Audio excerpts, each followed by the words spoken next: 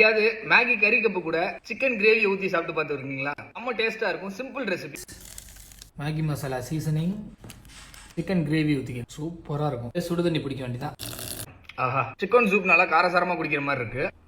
அந்த சிக்கன்லாம் சேர்த்து சாப்பிடும்போது சூப்பராக இருக்குது. வீட்டில் ட்ரை பண்ணி பார்த்துட்டு எப்படி இருந்துச்சுன்னு கமெண்ட் செக்ஷனில் சொல்லுங்கள். ஓகே, ட்ரை பண்ணி பார்ப்போம்.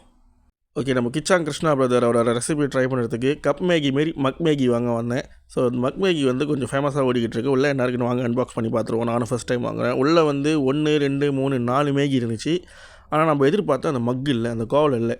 இந்த 4 குட்டி குட்டி மேகிக்கு 6.89 செலவு பண்ணியிருக்கேன். நீங்கள் பேசாமல் நீங்கள் நார்மல் மேகியே வாங்கிட்டு போயிடலாம். சரி, நடந்துருச்சு. கிச்சாங் கிருஷ்ணா அவரையும் என்னையும் ஒரு ஃபாலோ பண்ணிடுங்க. இந்த வீடியோவில் வந்து நான் ஒரு டேக் பண்ணுறேன். அப்புறம் நம்ம ஸ்டைலில் ஒரு கோழி கறி வச்சு இதோட சேர்த்து சாப்பிட்டு பார்த்தேன். டேஸ்ட்லாம் நல்லா தான் இருக்குது. ஒரு கறிமீன் சாப்பிட்ற அளவுக்கு இருக்குது. பட் இவ்வளோ விலை கொடுத்து இந்த மேகி வாங்குன்னு எங்கள் அம்மாவுக்கு தெரிஞ்சிச்சின்னா